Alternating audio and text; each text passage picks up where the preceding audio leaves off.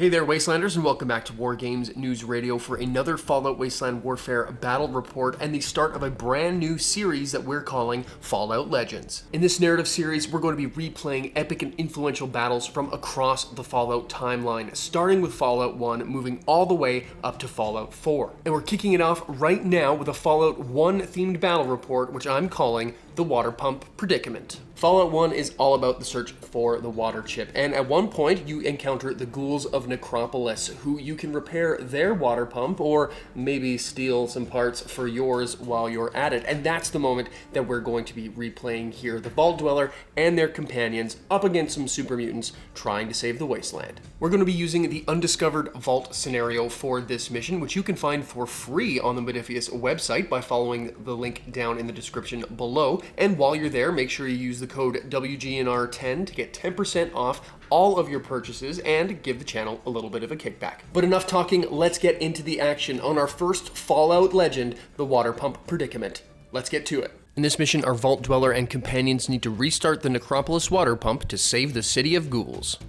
But the ruins are guarded by a group of the Master's super mutants, meaning this is not going to be a walk in the park. There are 4 computer terminals scattered at different points across the board, and to restart the water pump, I need to activate at least 3 of them using an intelligence test. The super mutants, on the other hand, will try to stop us by locating the circuit breaker, which is underneath one of 4 investigation markers. When any model gets within perception range of an investigation marker, they can turn it over to reveal it, but only super mutant models can activate the circuit breaker by performing a strength test at a -6 penalty. For every friendly unit within engagement range of a unit making the strength test, the penalty is reduced by 2. There are also radiation barrels and loot markers scattered across the board with a Wasteland deck of Fallout 1 themed items. My forces are led up by the Vault Dweller using the Sole Survivor unit card. They're equipped with a Vault 111 jumpsuit, sturdy combat armor, hunting rifle, and 12.7mm pistol. We've got Vic the Traitor with combat armor and 44 revolver using the Free Tech unit card. Ian using submachine gun and combat armor using the Scaver unit card. And the bestest boy in the Wasteland, Dogmeat. Over on the mutants, they're led up by an aviator with aviator cap, super mutant heavy armor and laser rifle, a super mutant brute with sledgehammer and mutant heavy armor, a standard super mutant with board, pipe rifle, and light mutant armor, and a centaur. It's one of my all-time favorite scenarios kicking off this new series. Let's get into it on round 1. Okay, so we've got our gang all deployed here. I've got Vic, Ian, and then the Vault Dweller and Dogmeat on the far side here, and then we've got our random deployment. We got our 2 super mutant regulars over here, the regular one on the left, and then the brute on the right, and then the centaur, and then the big old boss. I think we have to start things off with the Vault Dweller, trying to grab this first terminal, but overall, I think I want to lure the mutants into the middle, because they're gonna have to start searching these tokens, while I send Vic and Ian up the side here to do a little sneaky sneak. We'll see if we get lucky and get to pull that off. But we gotta move with the Vault Dweller first. He gets up to the terminal, and it's time to make a test on an intelligence of 6. Ooh. Nope, that doesn't do it. That's a fail. His turn's done. Over to the mutants. The standard super mutant gets the Reckless Attack AI action and moves twice to get within shooting range next turn. Well, seeing as we didn't get that first terminal, Vic here is going to make a play for the second one, but first he's going to take a look at the token directly in front of him to see what we got here. Okay, that's one of the blanks, so we know that, but the mutants don't. Vic then spends his first action to move, but doesn't go his full distance to stay outside of the range of the radiation barrels, and spends his second action to prepare. Next up for the mutants is the centaur that gets the ranged attack action, so he moves out once to get within range of the Sole Survivor. Long range centaur spit hitting on a 3. Ooh, that is a miss. Back to our side, and Ian takes a move before taking a shot at the super mutant out in the open, but goes wide. The mutants continue charging down the field, with the super mutant brute going next, taking 2 moves to get closer to the battle. Well then, my plan to lure the mutants to the middle is working. That's the good news. The bad news is I'm going to have to do some interference. So I think we're going to move with Dogmeat first here, do a janked move to bring him in contact with this item to see if it's worth getting. Oh, it sure is. a free item. Well, let's move over to our Wasteland deck here and see what we draw. Radex. Huh, well that could be very useful for Vic over here. I don't know that we're going to be able to get it from point A to point Vic, but well, we'll deal with that when we come to it, because we've got it as of right now. That was just our first move. And then with our second, well, you know what we're going to do? We're going to charge and take ourselves a black charge bonus into that brute to try to, well, delay the pain train. And to finish out the turn, the Aviator moves once and takes a shot at Vic through cover with the laser rifle, but goes way wide. Well, a fast and furious round. We didn't get a ton done. We did get some Radex for our dog, who's currently being a distraction in the middle of the board, and we are in position to get some hacking done next turn. And as mentioned, our plan to lure the mutants to the middle is coming together.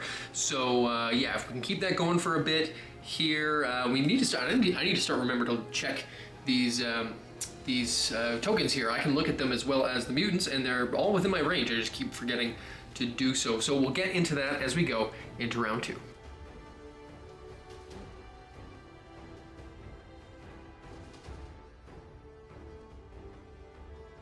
Well, the mutants are up first, and it's the Centaur who got the go, and they're going to do their spit, and well, they're supposed to target the nearest, and that's gonna be dog meat, and it really wouldn't matter spitting into this melee here, because, well, mutants, they're immune to radiation damage, which is what this deals. So we've got a Centaur doing a spit onto our pal dog meat. It only hits on a 3, but it gets a green dice because it's in close range.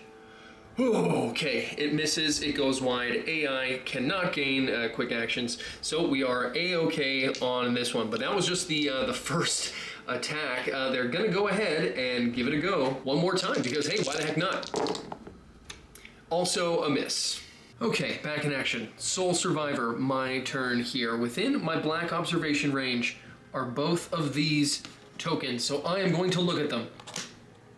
Okay, that's about as good as it can get. The target for the mutants is back here. They would have seen both this one and this one. So the mutants have no reason to go over those, but they do not know yet that this one might be the one to go for. So with that taken care of, it's time to do the dirty work. Okay, we got 2 chances to do this on 5s, not 6s, as I said before. That's an 8. No dice. Come on. Now we're talking critical success. That is 1 done of the 3 that we need. 2 more to go. Vic will hopefully pull off this next one, but it's back to the mutants before we get a chance to do that. Well, from one good luck bout to a bad one, the Brute's going to activate next, and they are going to attack with their sledgehammer into our pal Dogmeat. So hitting on an 8 with an extra black for the strength bonus. Oh, that hits with 1 armor break. 2+1 strong armor down to 1+1 strong armor. Ooh, okay, well, he's going to take 1, but deflect 1 because of the strong armor bonus for being a unique survivor. So that could have been better. And with the Brute's second attack, Dogmeat is hit for another 2 damage.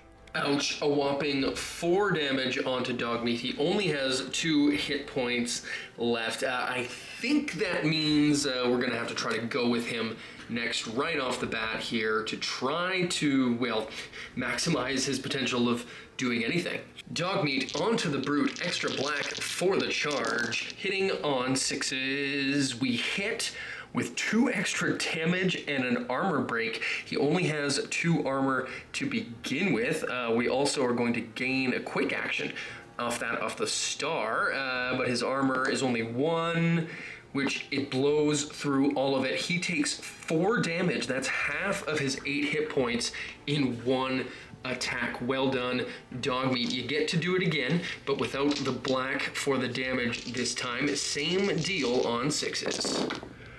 That's a 5, which is a hit. We've cocked that dice, and it's an armor break. So again, he only has 1 armor, which goes right through.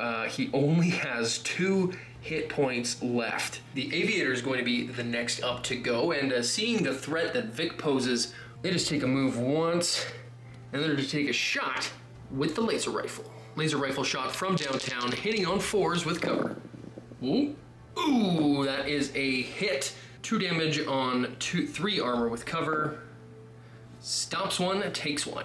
Taking a hit point for his trouble there. Vic moves orange with the use of his quick action token there, but he's not quite in base-to-base contact with our little unit there, so he'll have to wait just a bit before he can do that. Quickly gonna move back over to our man Ian here, who's gonna take one move around the car to get within this item and see what we get. A computer's test. Well, not something he's particularly good at, but that was more of a bonus because what we really want to do is take a shot, scabber with the submachine gun into the super mutant, hitting on 7s. Oh, and we critically fail. But again, that did have the desired effect because it is the super mutant over there who is up next, and he did get the melee charge action, so he's gonna bust right up into our pal Ian here. This could be really bad. Super mutant hitting on 6s, black for the board, black for the strength bonus, and an extra black for the charge. Yuck! It misses on an 8. We got away with it. With that taken care of, it's just down to Vic. And first things last, he is withstarting his activation within range of the radiation barrel, so we need to roll and see if he takes any rad damage. He does. He takes 1 point of radiation damage. Not great, but that's the way it goes. But to start off his actual turn, he has to take 1 movement, burning an activation sadly, to just get within range of the terminal there. Then he's got to try to hack it. On an 8, here we go, Vic. Put us over the top. That is a fail with a quick action, but quick action, we're gonna use that to prepare as well as we did last time, so maybe we can do a quick action to try to get that done. Ah, man, we are running behind. That's the end of round 2. Vic also can't forget his radiation that he just gets from that, but it is gonna be our start to the round when we come back to it. So let's jump in to the start of round 3. Event deck, we got Helios 1. The mirrors of Helios 1 need adjusting or smashing anything to stop the daily blinding glare of the sun's reflection this time of year. The first range attack each model makes this turn suffers a -2 penalty, and coming up next turn, we know we'll have sun glare. Well, that is quite fitting. The low sun makes it hard to judge a shot accurately. All shoot action skills at long range are a -2 penalty. So yeah, shooting's gonna be tough for the next couple of rounds. Start of round 3, I'm back to my priority on my side, which means I get to go first. I'm thinking that, you know what, over here, Vic's gonna be okay. I think he's gonna be fine. I think he's gonna be able to hack that one for us. I think the move here, while this guy is all tied up, I think we send the Soul Survivor for a make or break Hail Mary play, running for, believe it or not, the far objective. It's a bit insane. It's probably not a good idea, but hey, you know what? Shooting's off the table because of those event cards. So you know what? I say we just go for broke, and that's what we're gonna do. So Soul Survivor's gonna move once and then twice just to get scootin' bootin' over here. It means he's out in the open significantly, but I'm hoping Dogmeat can either get the kill or hang on a little bit longer to even the odds here on our side. But that's gonna be it. Let's hope that's not a crazy gamble. Well then, we're about to find out if that was a gamble or not, because the Aviator got the next activation, and seeing a fresh target making a break for the terminal, well, they're gonna take 2 shots at the Soul Survivor. So here we go, laser rifle hitting on 6s, no cover. Ooh, that is a critical hit with a flaming effect, so we are now on fire. That's off to a great start, but 2 damage on, 4+1 armor. We stop all the damage, but we are on fire. Gotta love Fallout, that's how life works. Same thing on 6s. That one's a miss. Woof. Well, you know what? All things considered, I think we're going to call that a win. We are on fire, so we will take some damage at the start of our next turn regardless. But hey, so far, so good. Back to our side, and I think it's time for Dogmeat to try to seal the deal. Now, if this all goes really well, we robbed him of an activation by killing him in our first attack, and then we charge into the Centaur, making life a lot easier for the sole survivor. But for all that to happen, everything has to go perfectly right, and that starts by getting a 6 with the dog bite. Ooh, that is a 5 with 2 extra damage and an armor break, meaning he only has 1 armor, which is stops 1 damage, but doesn't matter because he only has 2 hit points left, takes 3 damage, and that is 1 super dead super mutant. Now, if my spatial reasoning is correct, oh yeah, we've got that blue long bomb meat missile charge from Dogmeat to tie up the Centaur, and we're gonna take the old black? Oh yeah, we'll take a black bonus for that one as well. That's going to be back to the mutants. There's 2 of them which could go, so let's see who gets the draw. But that's where this little good luck streak runs dry as the Centaur activates next and gets 2 attacks into Dogmeat, taking him down for the count. But that means it's back to our side with Ian and Vic. And I think it's time we finally get Vic to get us a point towards the win. But first, we need to do the radiation barrels here on Vic's activation. He's going to lose his prepared token, and then we're going to see if he gets another point of radiation damage. Woof. But now we're rolling for 8s. We got 2 chances, and the first one does it with a quick action, which we'll use to again spend and give him another reaction. He's just getting these freebies all day long. And now feeling a ton of rads and having gotten us the second of our 3rd markers, Vic's gonna run away. He's gonna run away because he's already not feeling so great with his long red movement and hide behind this car and wait to see what Ian does. But not before the super mutant and his board tries to take 2 hits out of Ian here, hitting on 6s. Ooh, that's gonna blow right through his armor, dealing 2 damage. Ouch, he only has 3 hit points left. Same thing on 6s. Ooh, and that's a hit, but he is gonna get a chance to roll 4 damage on 2 armor. Ouch. He stops 2, takes 2. Ian only has 1 hit point left. And that just leaves Ian left to go. He's got 2 shots, submachine gun, in close combat with a super mutant. If there's anything more Fallout, I don't know what it is. Hitting on a 5s because of close combat. Oh, he misses just with an 8, and we're gonna do it again. That time it's a hit with a crit, and it had an extra damage. I rolled it over to 2 damage there, so that's going to be, well, 2 armor now because of close combat. He stops 2 and takes 1. That was lackluster. But you did a thing, Ian. You shot a guy with your gun.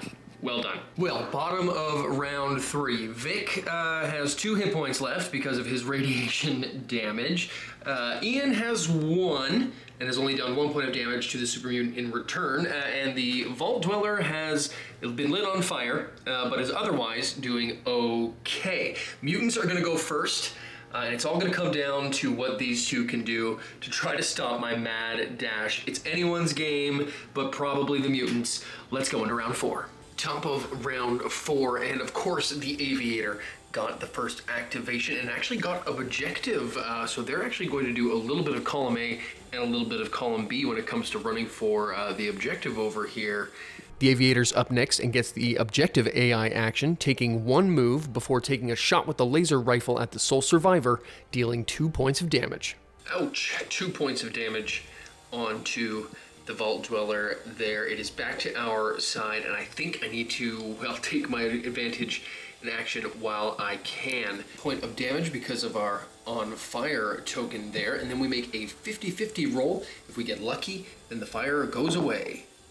Nope, we remain on fire, but that's okay because we are just going to make a break for it. Running for this 3rd computer. We're not going to be able to get to it this turn, but if we can avoid the Centaur's deadly lashings, we should be able to hopefully get it next time. Over to the super mutant, and he takes 2 swings with his board into Ian, and while the first one goes wide, the second one hits with tons of extra damage, taking him right out of the game. A massive hit takes Ian down for the count, but it was the second attack from this mutant, so there's nothing that they can do at this stage of the game, which means it's right back to me with my only unit, which is Vic, and I need to think about what I'm going to do with him. Well, I do need to stop the mutants from getting over here and making the strength test to switch the circuit breaker, but I also need to buy myself some time over on this side. So yeah, I think the move with Vic here is just to take a move so I can get a shot. Vic coming in hot with the 44, looking for 3s. Wow, he nails it. That's going to hit and blow through all of the mutant's armor, putting another 2 damage onto him. Well done, Vic. I did not expect that to happen, but well played. It's now just back to the Centaur. Let's see what happens. Getting the ranged attack action, the Centaur is just going to move once to get a shot on our sole survivor with the Centaur Spit. Nasty, toxic Centaur hitting on 3s. Ooh, that's a big fail, critical fail. We are going to get a chance to make a play because that is the end of round 4. It's coming up to our side at the beginning of round 5. Let's make it happen. Top of round 5, and it's time for the final push. Vic is holding down the fort on the backside, giving some suppressing fire, keeping the super mutants at bay, giving time for the Vault Dweller to do their thing, spending their first action on a yellow movement to get within base contact with the terminal. This rolls for all the marbles, looking for a 5 intelligence test, wins the scenario. And with a big crit, we have the win. With 3 out of the 4 terminals hacked, the survivors have got the water pump restarted while under heavy fire by the mutants. Saving the ghouls and getting out while the getting's good, the Vault Dweller and Vic can continue on their adventure. But sadly, Ian and Dogmeat fell in the battle. Maybe we'll find out what happens to the Vault Dweller and the rest of Vault 13 in another Fallout Legend. A photo finish down to the wire for the Vault Dwellers. If that gamble didn't pay off, I think the ending of Fallout 1 would have gone a little something like this. Your bones are scraped clean by the desolate wind. Your vault will now surely die, as you have. But not today. We have overcome the mutants and the adventure goes on. Thank you all so much for watching, and we will be back with another Fallout Legend when we're taking on Fallout 2, or the descendant of the Vault Dweller, the chosen one, will go face to face with none other than Frank Horrigan. It's going to be a blast, so make sure you stay tuned. And if you like this video, then make sure you hit that like button, subscribe, and all the YouTube-y things. And if you really enjoy what we do here on the channel, then make sure you follow us on Patreon or click the little join button, because for as little as $3 Canadian per month, you can help us make more videos more often for you to enjoy. Plus, you get all kinds of kickbacks like extra entry into giveaways, access to polls, which help determine the content you see here on the channel, and you could even become a named character in a future battle report or video just like this one. So thank you again so much for watching, and stay tuned because as always, WGNR will be back.